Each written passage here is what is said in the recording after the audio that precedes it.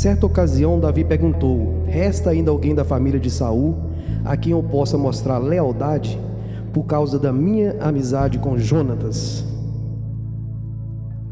É uma palavra poderosa que eu vou falar hoje para vocês aqui. Mexeu muito comigo, e muito mesmo, porque Mefibosete sofreu muito na vida, mas muito mesmo.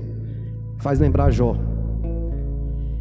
E o que me chama a atenção, para mim falar desse primeiro capítulo aqui, vamos falar de novo. Certa ocasião, Davi perguntou: ainda resta alguém da família de Saul a quem eu possa mostrar lealdade por causa da minha amizade com Jonatas? Davi era muito amigo de Jonatas, mas muito mesmo. É igual eu tenho um amigo aí, o Luizinho, mais de 30 anos, o Gustavo. Aí você lembra de um amigo, bem amigo mesmo. Era como se fosse Davi e Jonatas. Jonatas era um guerreiro muito bom, e Davi era um vencedor de batalhas. Já tinha alguma coisa em comum. E Saul colocou Davi como chefe da sua guarda. Só que com o passar do tempo, Saul cresceu uma inveja sobre Davi, porque Davi era muito bem quisto pelo povo. E chegou a ponto de Saul querer matar Davi. Começa por aí. Mas para mim falar desse primeiro capítulo, eu tenho que voltar em 1 Samuel. Porque para entender essa ocasião aqui, porque Davi fala que tinha algo, devia algo a Jonatas. Como você vai entender? Para você entender o contexto, eu vou ter que voltar. Vamos lá em 1 Samuel.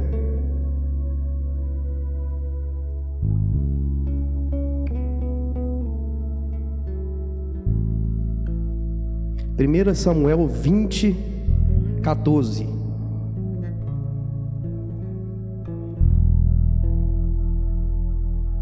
Primeira Samuel 20, 14. Davi tinha feito duas promessas, uma para Saul e uma para Jonatas. E aqui vai explicar o que foi essas promessas. Para Jonatas fez ele fazer uma aliança com ele. Falou assim: se eu continuar vivo, seja leal comigo, com lealdade ao Senhor. Mas se eu morrer, jamais deixa de ser leal com a minha família, mesmo quando o Senhor eliminar da face da terra todos os inimigos de Davi. Assim Jonatas fez uma aliança com a família de Davi, dizendo: que o Senhor chame os inimigos de Davi para prestar contas. E Jonatas fez Davi firmar seu juramento de amizade, pois era seu amigo leal. Amém?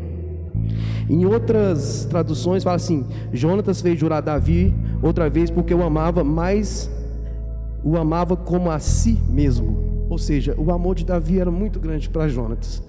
E Davi ia mostrar lealdade para Jonatas lá em 2 Samuel. Por que eu estou falando isso? Porque para você entender o contexto, Jonatas salvou Davi várias vezes da mão do pai dele, Saul. Jonatas salvou Davi várias vezes. E Davi ia ser leal com Jonatas para com seu filho, lá em 2 Samuel. E a segunda promessa que Davi fez foi para o pai de Jonatas, Saul. Vamos lá. 1 Samuel 24, 19. Gente, esse começo assim é meio complicado, mas se eu não falar, vocês não vão entender lá na frente. Vamos lá. 1 Samuel 24, 19. Porque quem achará seu inimigo e o deixará ir, se não é salvo? O Senhor te pague com bem pelo que nesse dia fizeste comigo. E agora, como eu me dou conta de que tu reinarás e que o reino de Israel há de ser firme, estava em tuas mãos. Jura-me, pois agora pelo Senhor, que não destruirá minha descendência depois de mim, nem apagarás meu nome da casa do seu pai. Então Davi jurou a Saul, e Saul se foi para sua casa, e Davi e seus homens subiram a um lugar seguro. Essa foi a segunda promessa que Davi fez à família de Saul. A primeira a Jonatas, e a segunda a Saul. Aí eu te pergunto, você fala, onde você quer chegar? Eu quero dizer que lealdade não se compra.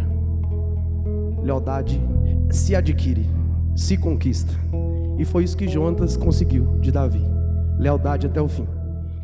E por que você está me contando isso? Eu vou te contar que Davi teve misericórdia para com Saul. Davi teve compaixão para com Saul. Isso leva nós nos dias atuais. Como tem sido nossa vida com Deus? Como tem sido sua compaixão para com o próximo? Se Davi poupou um inimigo, pensa só nós, como está sendo o nosso dia? Eu falo por mim, porque vai passando os dias, vai passando dificuldades e a gente parece que vai meio que se afastando do entendimento. Isso não pode acontecer na igreja. O que eu quero dizer? Saul queria matar Davi por tudo, a ponto de um dia Davi estar numa caverna com seus soldados e o rei Saul teve vontade de ir no banheiro. Coisa comum, ter vontade de ir no banheiro. E ele entrou nessa caverna. E ele não sabia que Saul estava lá com todo o seu pelotão. Ele poderia ter acabado com Saul ali. Poderia ter sido desleal, ou poderia ter sido até leal, porque ele queria matar ele. Não é verdade? Se alguém fala assim, eu vou te matar, você não vai ficar cabreiro? Ele poderia ser vingativo, poderia. Quando Saul entra na caverna, o soldado de Davi fala, olha ali quem está ali, de costa. Davi olha, fala assim, agora você pode acabar com tudo, porque ele está te perseguindo. Ele quis dizer assim, você não vai ter problema. Ele quer te matar. Só que Saul falou assim, jamais tocarei no homem ungido de Deus. Porque em algum certo momento Saul tinha sido ungido e Davi respeitava essa unção. Davi foi lá devagarzinho, cortou um pedaço da túnica do rei e voltou para junto dos guardas. Quando o rei ia saindo já da caverna, lá longe, Davi gritou, ei Jonatas, Saul, por que me persegues? Ele falou assim, eu não tenho nada contra ti, jamais falei contra ti, por que me persegues? Ele falou assim, pelo contrário, eu te quero sempre bem. E mostrou um pedaço da túnica dele. Nesse momento Saul viu aquilo e começou a chorar. E falou, Deus me pôs na tua mão e tu me poupaste. Aí aquele versículo que ele fala ali, eu sei que tu serás rei de Israel.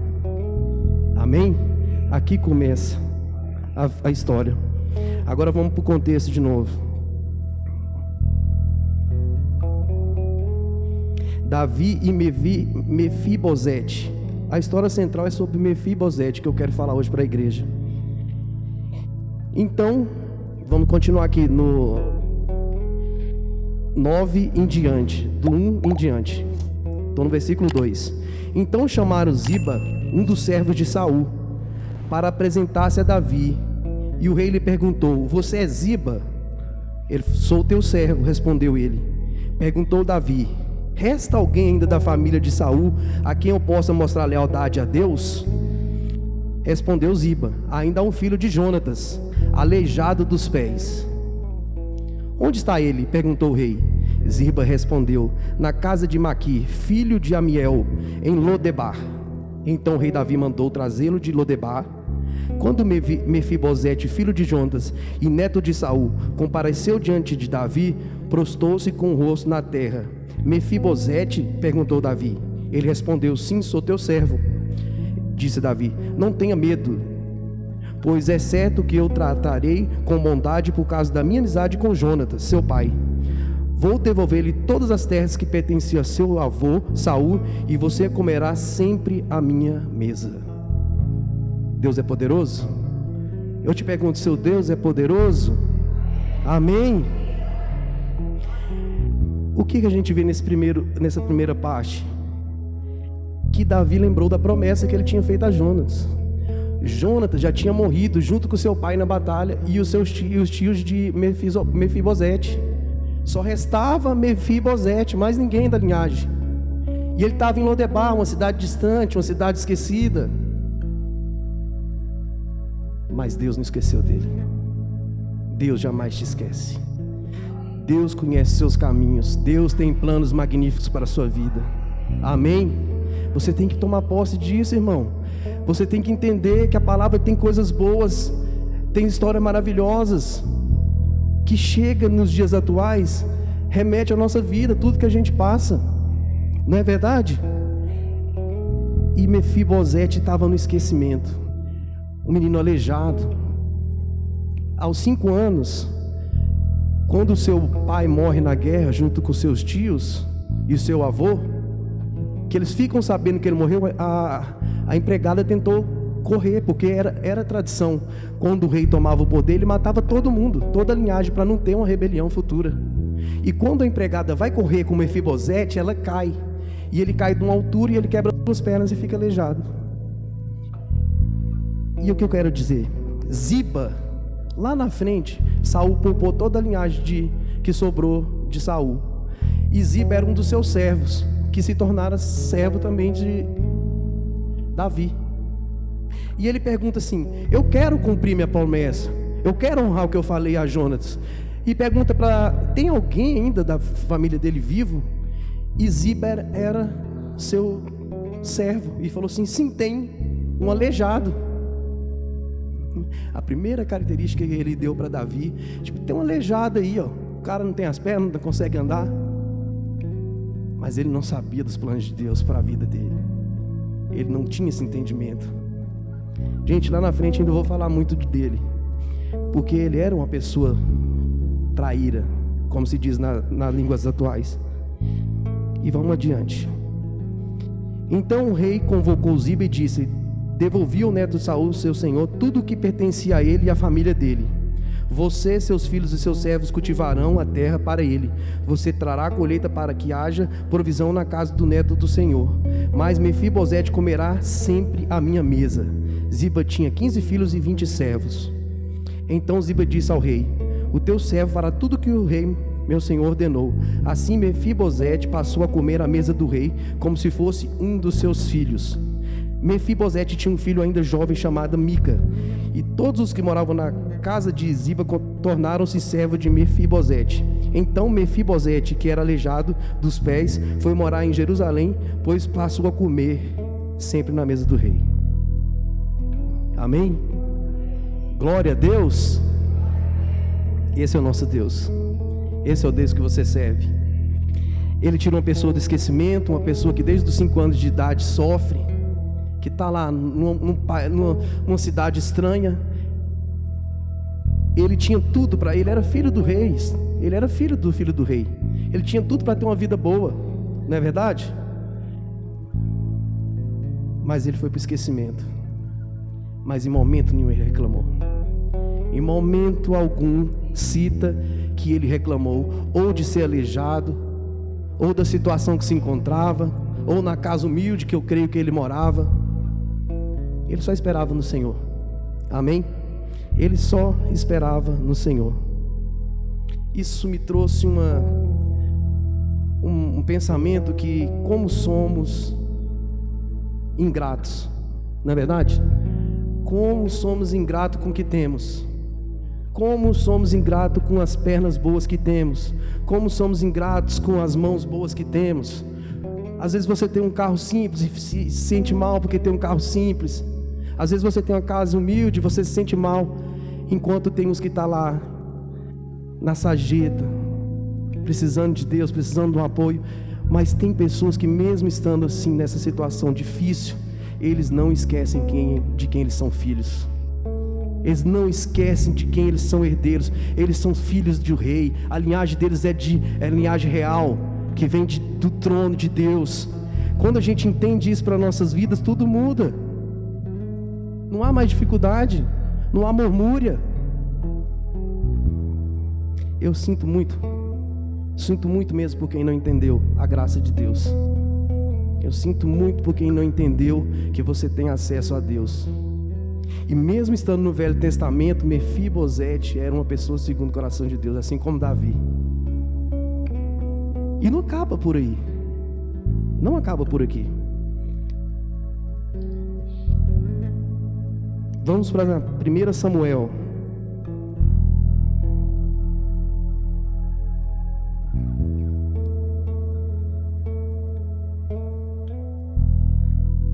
Na verdade, 2 Samuel 16, do 1 ao 4. Perdão. 2 Samuel 16, do 1 ao 4. Aconteceu que Davi vivia em guerra. Davi era um homem segundo o coração de Deus, mas ele tinha muita guerra no lar dele. Infelizmente, os seus filhos tentavam tomar o trono de Davi. E aconteceu que numa ocasião, um dos filhos de Davi, Absalão, ele tentou tomar o reino de Davi. E Davi saiu fugido mesmo. E nisso que ele sai fugido, Ziba vai encontrar com ele para levar provisão. Aí você pensa assim, nossa, Ziba era tão bonzinho, né? Foi encontrar com o rei Davi, porque Davi estava lá precisando da provisão. Mas não era isso não, gente. Ele tinha sempre uma segunda intenção. Vamos lá. Mal Davi tinha passado pelo alto do monte, lá estava à sua espera Ziba, criado de Mefibosete. Aquele que Davi falou assim, ó, você a partir de hoje vai ser servo de Mefibosete. Ele trazia 2 jumentos carregando 200 pães, 100 bolos de uvas passas, 100 frutas da estação e uma vasilha de couro cheia de vinho. O rei perguntou a Ziba, por que você trouxe essas coisas? Ziba respondeu, os jumentos servirão de montaria para a família do rei, os pães e as frutas para os homens comerem, e o vinho servirá para reanimar os que ficarem exaustos no deserto. Perguntou Davi, onde está Mefibosete, neto do seu senhor? Respondeu-lhe Ziba, ele ficou em Jerusalém, pois acredita que os israelenses lhe restituirão o reino do seu avô. Está vendo? O que ele fez aqui? Então o rei disse a Ziba, tudo que pertencia a Mefibosete agora é seu. Humildemente me proposto, disse Ziba, que o rei, meu senhor, agrade-me de mim. Ou seja, Davi tinha restituído. Essa história, toda vez que eu vejo alguém contar essa história de Mefibosete, todo mundo para por ali, ó. Todo mundo fala que ele foi restituído, todo mundo fala que ele voltou para comer na mesa do rei, e ele realmente comia na mesa do rei. Ele comia do bom e do melhor. Ele estava junto com os filhos do rei. Mas ninguém continua a contar a história. Todo mundo para por aqui, fala que ele foi próspero, que a vida dele mudou, que a partir daquele dia ele tinha tudo. Mas não foi bem assim. Por que eu quero continuar a história? Para você entender, ter um entendimento de Deus, que os planos de Deus não são para serem indagados. Os planos de Deus sempre são maiores que o nosso. Lá em Jó 42:2 ele fala, agora entendo que os seus planos não podem serem frustrados. Amém? Repete comigo. Os planos de Deus não podem ser frustrados na minha vida. Glória a Deus, aleluia. Então, ele foi lá queimar Mefibosete para o rei. E o rei fez assim, poxa, pus o cara dentro da minha mesa, comeu comigo, e agora está querendo me trair minha confiança. Comeu com meus filhos, bebeu na minha mesa. Você sabe quantos filhos Davi tinha? 17 filhos. Entre os filhos de Davi tinha Salomão. Salomão não houve nem vai haver ninguém mais sábio que Salomão. E o próprio Absalão, a Bíblia diz que Absalão foi um dos homens mais bonitos que teve na terra. Essa era a linhagem de Davi. Era com essas pessoas que Mefibosete comia à mesa. Os guerreiros de Davi eram os melhores que tinham. Você acha mesmo que um servo de Deus ia fazer isso? Ia ser traíra desse nível? Vamos continuar. Em 2 Samuel 19, do 24 ao 30. Gente, hoje a gente vai usar um pouquinho a Bíblia, mas já está acabando, tá? Pra gente pegar costume. Vamos lá, do 24 ao 30. Mefibosete, neto de Saul, também foi ao encontro do rei. Isso aqui depois que Davi já tinha voltado. Ele estava voltando. Ele já tinha resolvido a situação com Absalão, ele estava voltando. Mefibosete, neto de Saul, também foi ao encontro do rei. Ele não havia lavado os pés, nem aparado a barba, nem lavado as roupas, desde o dia em que o rei partia até o dia em que voltou em segurança. Ou seja, ele estava em luto. Mesmo com a saída do rei, em momento nenhum ele estava pensando em tomar o trono.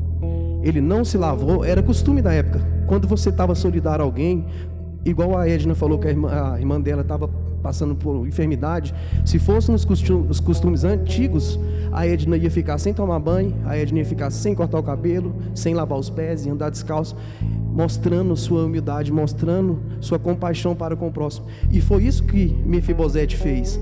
No período em que Davi saiu de casa, Mefibosete não lavou os pés, não trocou de roupa, não aparou a barba, porque ele estava mostrando que ele era fiel ao rei. Quando chegou de Jerusalém, encontrou-se com o rei e lhe perguntou: por que você não foi comigo, Mefibosete? O rei perguntou: por que você não foi ter comigo lá onde eu estava? Ele respondeu: ó rei, meu senhor, eu, teu servo, sendo aleijado, mandei selar o meu jumento para montá-lo e acompanhar o rei, mas o meu servo me enganou. Ele falou mal de mim ao rei, meu senhor. Tu és como um anjo de Deus, faz o que achares melhor.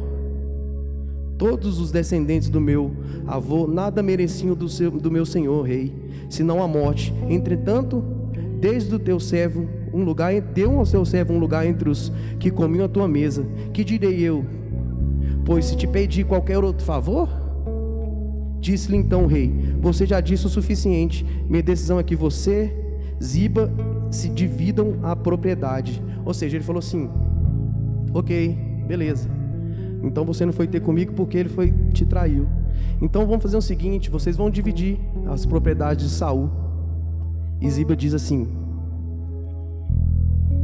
deixe que ele fique com tudo. Agora que o rei, meu senhor, chegou em segurança ao seu lar, isso era o que importa. Ou seja, onde eu quero chegar com essa história?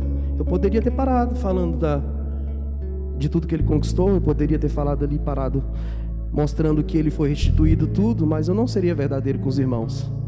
Sabe por quê? Porque lá na frente, a gente vai passar por isso na vida. Você vai passar por isso na vida. Você vai ter pessoas que você acha que é da sua confiança.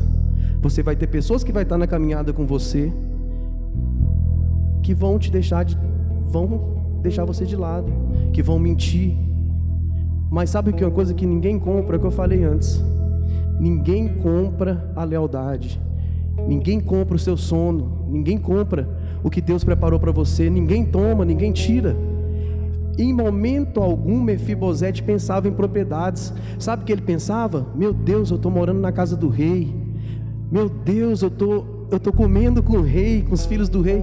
Ele me tem como filho. E é isso que Deus quer quando você vem para a igreja.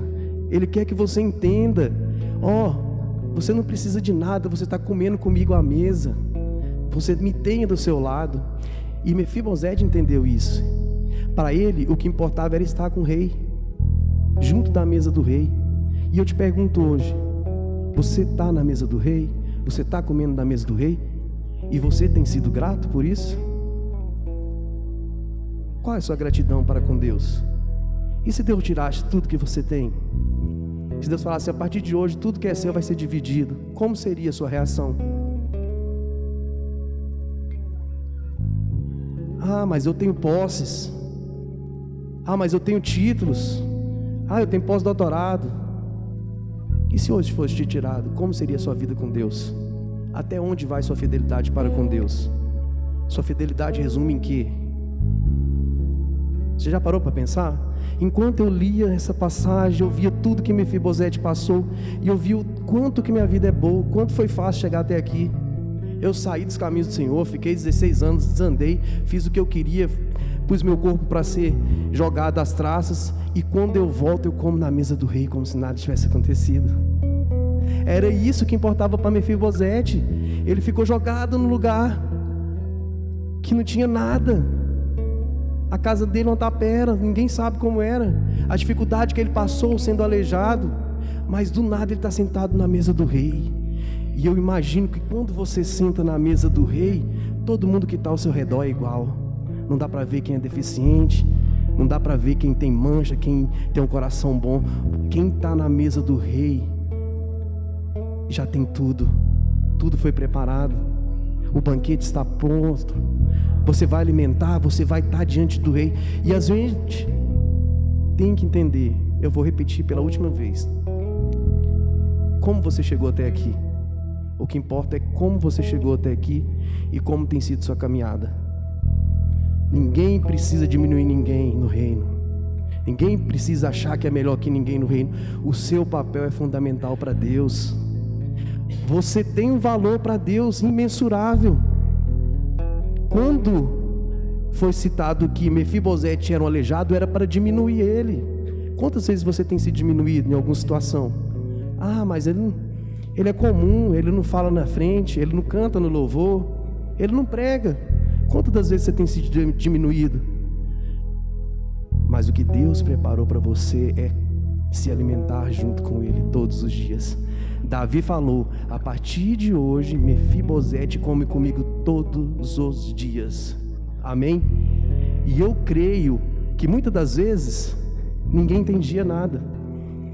Já estava lá todos os filhos de Davi, estavam os seus soldados, que ele era da sua segurança, que era da sua confiança, e ele falava assim: ninguém come. Todo mundo: que foi, Davi? Ninguém come enquanto Mefibosete não chegar. A gente vai ter a mesa posta, a gente come quando tiver Mefibosete junto. Amém? Eu quero que você pare nessa noite e pense: até quando você tem sido leal com quem foi? Com quem te promoveu? Até quando você tem sido leal com quem foi traíra com você? Esquece esse trem de mal com mal. Eu já ouvi tanto isso. Foi ruim, agora vai ver como é que é. Esquece isso. Você já tem um principal, você está com o rei. Amém? Para terminar, fala assim: eu estou comendo na mesa do rei todos os dias. Amém? Glória a Deus. Aleluias.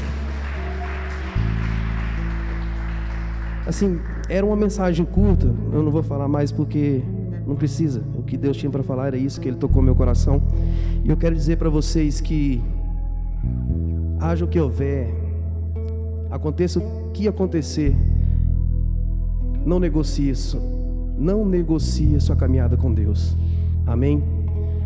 Que o tempo todo você pensa: Deus, eu estou aqui por você. Eu estou aqui porque você me sustentou. Eu estou porque o Senhor me trouxe até aqui. E a partir desse momento você vai ver como sua vida vai mudar. Seja onde for, seja no trabalho, na escola, onde você estiver, lavando louça, lavando carro, onde você estiver, você vai ser grato a Deus. Amém? Eu agradeço a oportunidade, quero passar de volta para o pastor. Louvado seja Deus. Palavra maravilhosa, né? Graças a Deus. Eu achei interessante. Davi teve a oportunidade de matar Saul. Era inimigo. E Davi fala, né? Longe de mim de tocar no ungido do Senhor. Longe de mim. Isso é maravilhoso. E essa mensagem, irmão, eu pude observar que é uma mensagem, ela é muito forte, essa mensagem. Quando você prega essa mensagem, você tem que perceber o valor. Quando a gente está pregando essa mensagem, você percebe o valor que há nessa mensagem, não é? Uma coisa tão maravilhosa, quando Deus fala que nós temos que bendizer aos nossos inimigos e não maldizer deles. Inimigo, não é assim? E às vezes, dentro da nossa casa, nós às vezes não temos esse amor com a nossa família, que não é inimigo, não é assim?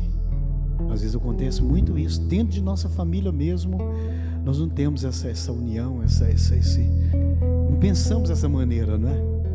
Mas o próprio Deus, é o que Deus usou o André hoje, foi profundo, né? O próprio Deus, quando Ele nos traz essa palavra dizendo que nós devemos amar até os nossos inimigos e não maldizer deles. Então é algo assim muito importante. Se você que é família, eu quero dizer isso para a família. É muito importante, irmão, hoje nós chegarmos para a nossa família e abençoar a nossa família. Isso é maravilhoso. Você poder abençoar o seu filho, o seu irmão, a sua irmã, seu pai, a sua mãe, e viver em paz, viver em harmonia.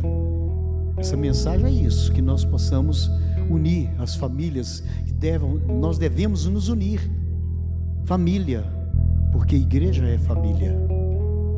Amém? Amém? Se um membro da sua família está ferido, todo o corpo sente, toda a família sente. Não é assim? Toda a família sente. Por quê? Porque são sangue que corre na mesma veia. Então eu quero dizer para todos vocês hoje, vamos pedir ao Senhor esse amor verdadeiro. Vamos mesmo pedir de coração e de alma. Eu gostaria que a igreja agora se colocasse em pé e nós vamos fazer uma oração. E nós vamos pedir ao Senhor esse amor, não é? Esse amor. Esse amor para que você possa entender qual é o amor de Deus. Qual é o amor do Senhor? Às vezes nós desistimos de uma vida, de uma pessoa. Você acha que aquela pessoa nunca vai se aprumar, nunca vai conseguir erguer na vida, mas é engano, porque quem faz a obra é o Senhor. E se nós com amor orar pelas vidas que estão lá fora, na sarjeta, é aquilo que o André disse, na sarjeta do pecado, na morte, se nós orarmos por essas pessoas, com amor mesmo, amor nosso, Deus vai salvar essa humanidade, tá? Deus vai salvar, por um toque de amor da igreja. Então a igreja precisa amar mais e mais. Nós precisamos viver o Evangelho. E viver a palavra, irmão, é algo muito importante. Viver a palavra, aquilo que nós pregamos, poder viver o que nós pregamos, o que nós falamos, o que nós anunciamos, o que você prega dentro da sua casa, na sua família. É o momento de você, é aquilo que o André diz, sentar na mesa do rei, comer o melhor do rei, porque todos nós somos filhos de Deus. Amém? Amado Pai, queremos apresentar a Tua igreja diante da Tua presença. Essa palavra, Senhor, veio de encontro aos nossos corações. Que possamos ter amor, Deus, mas é um amor que vem do trono do Senhor. Um amor sem divisão. Que o Senhor possa, Deus amado, nos dar esse amor para com as vidas lá fora. Quantas vidas que estão morrendo e precisando apenas de uma palavra: Jesus te ama. Nos usa, Senhor, como um canal de bênção. E que nenhum dos teus filhos saia daqui hoje sem esse amor. Que esse amor possa penetrar em nossos corações. E que possamos, ó Deus, fazer o melhor na tua presença. Que o Senhor possa curar as nossas feridas, curar as nossas pernas, para que possamos caminhar para o Evangelho. Muito obrigado, Deus. Que essa palavra venha de encontro às nossas vidas e nos encha cada dia mais. Que nenhum dos teus filhos venha sair daqui hoje com as mãos vazias, mas que eles possam receber o melhor do Senhor, porque a mesa já está posta e nós queremos sentar nessa mesa. Deus, abençoe esse povo, Pai. Que nenhum dos teus filhos saia daqui hoje com as mãos vazias, mas que receba o melhor do Senhor, o melhor de Deus. Deus quer fazer o melhor na sua vida. Deus quer realmente entregar o melhor para você.